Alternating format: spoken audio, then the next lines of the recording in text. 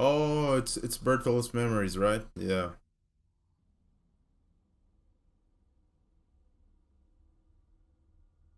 That's pretty spooky.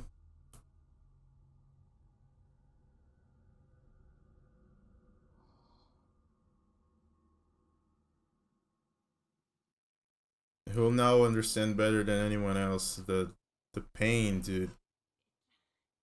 The misery that those kids ran through.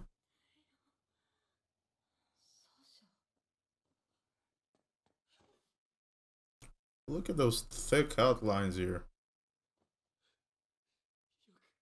Throwback to season one.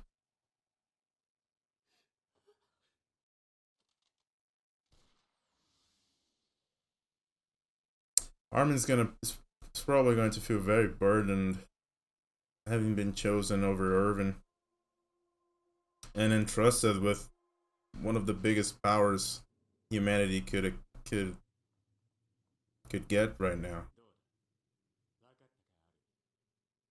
Yeah, he's shook. He's in shock.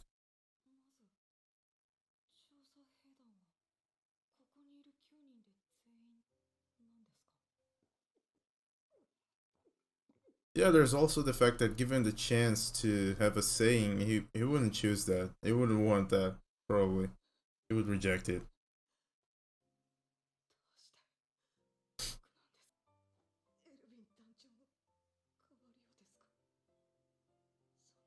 Not so fast. You can't be his replacement. Yeah, you're an entirely different animal.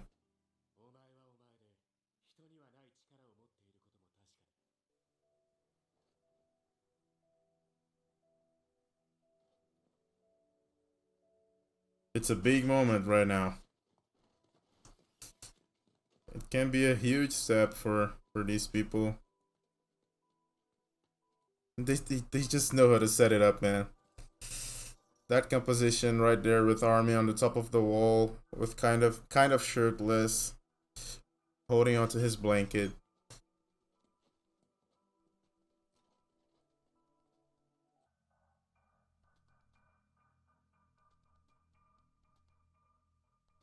Of course, they would take their time, man. This is not just your casual walk in the park. This is closure, you know. This might be the last time, even the last time that they have the chance to remember to actually.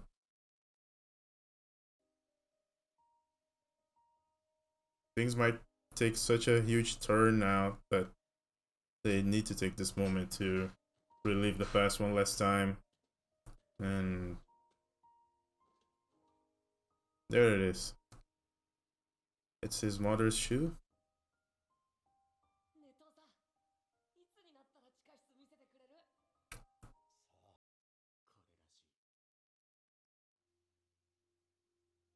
Hmm.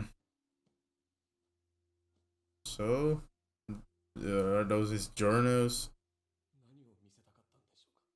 diary?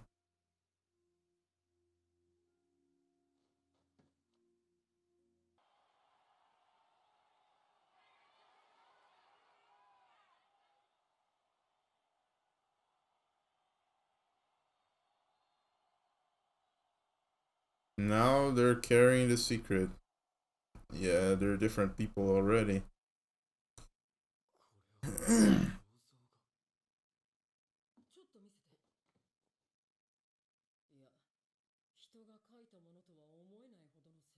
Oh yeah, they have no cameras.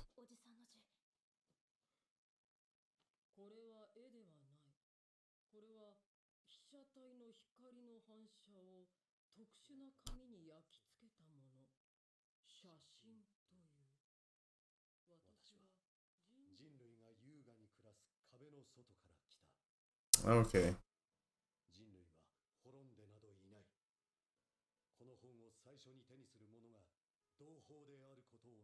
Hello, compatriot.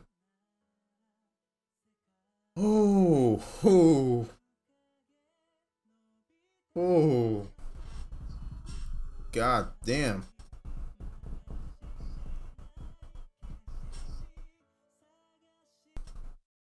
definitely waters run deep. Holy shit.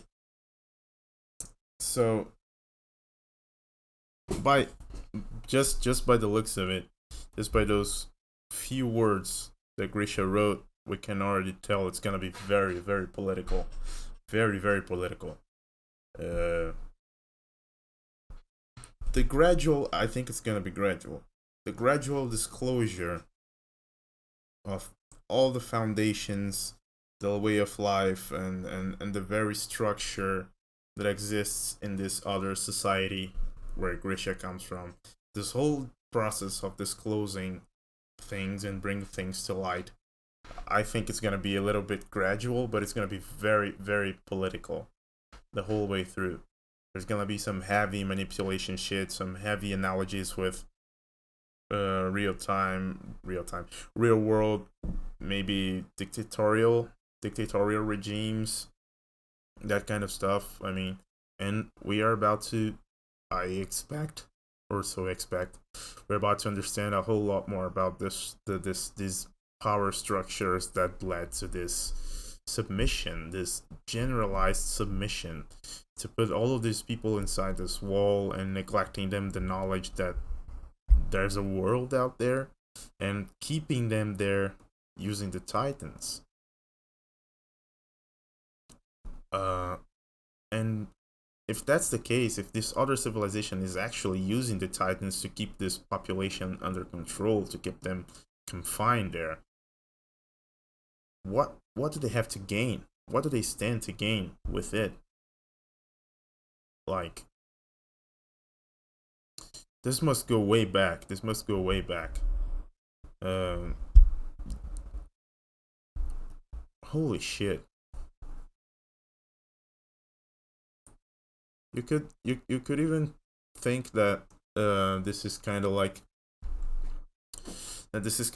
a sort of prison, a prison place, but a whole civilization. Maybe someone, their ancestors of these people here, maybe these people's ancestors were condemned to come here, to live isolated, and they thought it best to create this whole ruse, gigantic ruse, to sway people from getting off of it and like confronting those people who imprisoned them. And it turns out the whole civilization grew around those few people, and yeah, maybe it's something along those lines. I don't know. The possibilities oh, are crazy right now. Even though there were a lot of hints that things. I mean, we didn't even really get anything in this episode, right? We just got confirmation for what we were already suspecting. There's nothing new here. It's just a confirmation. Yeah, you were right. You were on the right. You were on the track. That's about it. Uh, Next episode's probably going to disclose a lot more. Going to give us a lot more. I think so. I mean, couldn't be the other way, right? They just got the books, so it's probably gonna develop further on that. Uh, wow, very interesting, very interesting. Um, yeah, and like I predicted, Armin is taking it very roughly to have all that responsibility on his shoulders now, and I liked how he was how he was how he was pointed out by Levi that he's not meant to be a replacement for Irving, and not only because of the rankings stuff, but he can't replace Irwin. He can't replace the persona of Irwin. He can kind of replace the role, being the strategist, the man who the person who's in charge of preparing stuff, of thinking things through, and being like a propellant of effective actions, but not really in being the one, in being the leader, the the the responsible for the encouragement, and definitely not the one able to detach himself, to be to have, just to let go enough to be able to do anything in order to survive and protect your ideals or your goals. Army's not quite there yet, even though he spoke about it when trying to motivate Eren back in season 1, when he was talking about how Ani was able to do that, was able to just let go of everything and just basically go back to being an animal, relying only on primal instincts while retaining basically only enough sanity, morality to understand what you're fighting for, which is your goal, which is your loved ones, your civilization, humanity, whatever it may be. But do whatever you have to achieve those goals. And Armin himself, I don't think is there yet. He might become. I can see a lot of possibilities for his development as a character now that he is actually a Titan. He's probably gonna struggle a lot with it, and his mind will be troubled on top of everything with Berthold's memories. We've already caught a glimpse of it, which is gonna be really interesting. And as I predicted, it's not gonna be sudden. It's not gonna be immediate. It's gonna be very gradual. People get glimpses here and there, and most of all, it will penetrate his mind. This pain. If I've understood correctly, one of the things that you really get from getting someone else's Titan is their feelings, like their sensorial memory. I don't know if that's how you say it in English, but yeah. Hey, so apparently I missed the post-credit scene in this episode. This is a re-upload with me watching it. I was just about to go to the next episode, and I saw the comment from the very friendly viewer Paris Hardy. I'm sorry if I pronounced it wrong. And yeah, I usually go through every single episode of every anime I watch. I go through every single outro, every single ending. I just like to watch it, mostly for the songs. But knowing that Attack on Titan has this habit of throwing in post-credit scenes, I should have known better. I even kind of skimmed through it, but the scenes I saw there briefly, I thought it was from the next episode, and those I don't tend to watch. But anyways, I was wrong, and now I'm gonna watch it and put it there as a re-upload of this episode's reaction. That's it.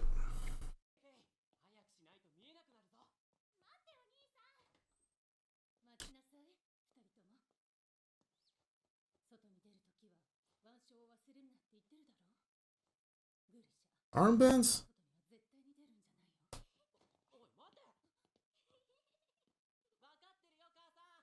Okay. I take back what I said about not giving anything. This is a lot already. And those are definitely his journals.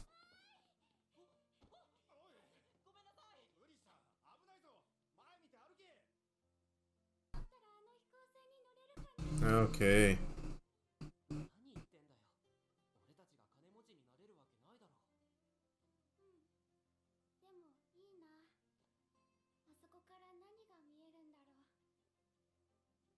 There's a wall, they're confined in there. They're probably part of an oppressed people. God damn.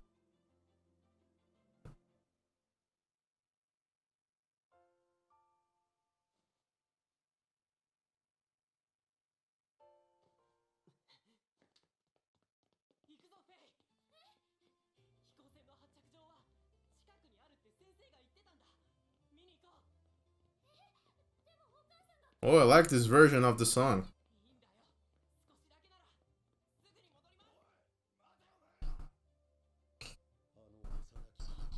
Oh, that's when things changed.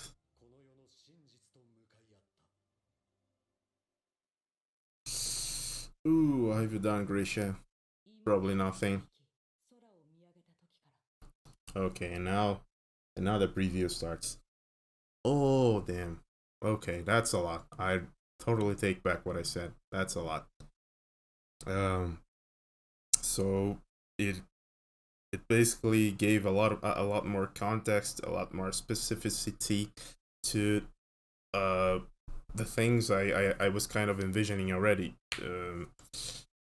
There's definitely a conflict between uh I don't know. This kind of looks like it's their slums.